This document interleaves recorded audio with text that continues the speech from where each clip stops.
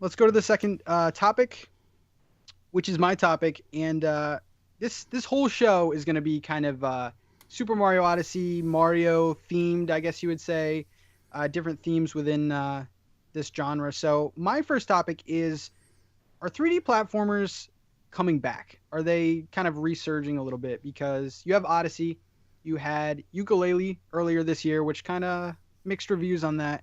You had, what is it, A Hat in Time or something like that. Yeah. You're having some of these 3D platformers come back, and I'm just wondering, like, years ago, this topic would be reversed. Like, is it going away? Are people going to stop using it, using that genre? So, Bobby, I will start with you. Is it coming back? Is this for real right now? Um, I hope not. And what I mean by that is, I think that Nintendo does it better than anybody, and I think that it got real boring at the end of the N64 era, where every single game seemed to be a 3D platformer, and not every company nailed it. Um, I would like to think that people learned, but I don't know that they do. Like, obviously, Ukulele shows that, like, with the poor scores, um, and people basically complaining about a lot of stuff like an empty world and not very, inviting and such. I feel like they just Nintendo's the one company that tends to get it when it comes to 3D platformers. Um, I don't see, like, if you look at what Nintendo did, there was a time when everything was a 3D platformer. You had Mario 64, you had Donkey Kong Country 64, Banjo Kazooie, Banjo Tooie, Conquer, like all these different games.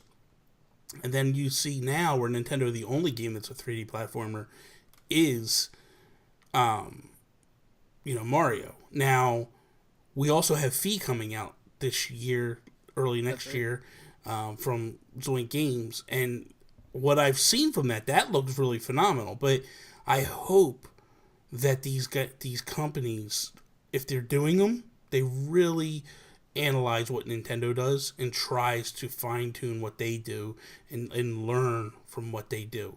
That's my biggest upset and my biggest fear is that these companies are going to come in and they're not going to be solid. And that's the thing with a 3D platformer, you need to be solid. If you're not, Yeah. you run into a lot of problems. So we'll see. Joe, what do you think, man? Yeah, I mean, I feel like it comes in droves. Maybe not so much with 3D platformers because I feel like a lot of games of the current generation, or even the last two generations now, 360 and Xbox One, PS3 and PS4 included, um, we're seeing platforming being included in a lot of those games. You got your Uncharted, your Assassin's Creeds. Although Assassin's Creed took a break last year, it's coming back as well. And we're seeing pieces of platforming being implemented into those games. I think that's where it's going. Of course, Nintendo, I feel like, is always going to do their own thing and bring back something like a Mario Odyssey to it, which is really awesome. I think you still need that every so often. Um, I think with I think we can probably say yes more towards like the 2D stuff because you see a lot of indie companies making a lot of 2D platformers. Yeah. But as far as like 3D platformers, I mean, you mentioned Hat in Time. I think that might be the closest thing so far from what I've heard that we get to like that Mario 64-ish that's actually really, really good. I mean, I can't think of any other examples off the top of my head for that, but I think it's pretty safe to say that it's a thing that'll happen every now and again, every so Yeah. often. It'll be really nice. Like, oh yes, I remember this. I Yeah. remember why these games were great. You start flooding the market with them, That's and the problem happens. yeah, yeah, Yeah. Now, I don't know if either of you played Ratchet and Clank on the PS4. That yes, was really yes, good, Yes. man. That was yeah, really, really good. They did a Yeah. good solid job with game. the new one. Um, Yeah, I think that like certain studios can get it.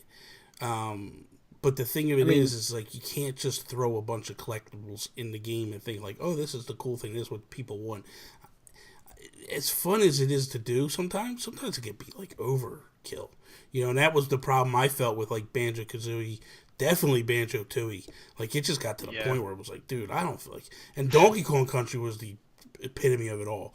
Like I would find a purple banana, and I'm like, oh, I'm Donkey Kong, so I can't grab that purple banana. I gotta go back and get one of the other. You Yeah. basically had to beat the game like 5 times in order to be like, get the hell out of here with that nonsense. I don't know you got time for that nonsense, but Yeah. we'll see. Yeah, I think, because, the Crash Bandicoot Insane Trilogy came out, and that did really well. And then, of course, Mario is going to do well. So, I don't know. I'm just more... I wouldn't call Crash a 3D platformer, though. I mean, it's got some 3D... Yeah. I wouldn't even call it good, to be honest with you. I was gonna say, I mean, I think it constitutes as a platformer. Well, platformer, but I wouldn't say 3D because there's a lot of side scrolling in it too. Yeah, it's like a mix. It's like a weird, hybrid nonsense garbage. I think the Sonic. the more Sonic I will always agree with Sonic. Sonic needs to crash and burn. Sonic Forces should be basically like. Oh man! Oh man! Get out of here with that nonsense. It's the perfect time for your camera to blur up so I don't have to see your sad face. They peaked with Mania. They peaked with... Just stop. But I think the more exciting conversation is like just these indie studios kind of just experimenting even more and more and getting almost a little bit confident, which is kind of cool to see. So yeah, I think they're slowly coming back, but like Joe said, like a little bit at a time. We don't want to like collect 8,000 things. But yeah.